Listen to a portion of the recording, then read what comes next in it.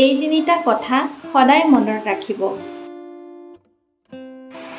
জীৱনলৈ মানুহ আহিব আৰু যাব, কিন্তু মনত ৰাখিব আপোনাৰ বাবে যোগ্য আৰু শ্ৰেষ্ঠজন সদায়ে থাকি যাব। সমাজে কি ক'ব, কি নক'ব, সেইবোৰ নাভাবি জীৱনটো নিজৰ মতে জীয়াব লাগে। কাৰণ জীৱনটো সমাজৰ নহয়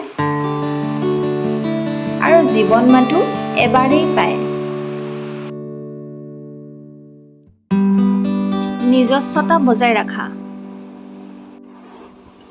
কাৰণ তোমাৰ চৰিত্ৰ তোমাতকৈ ভালকৈ আন কোনেও নাজানে।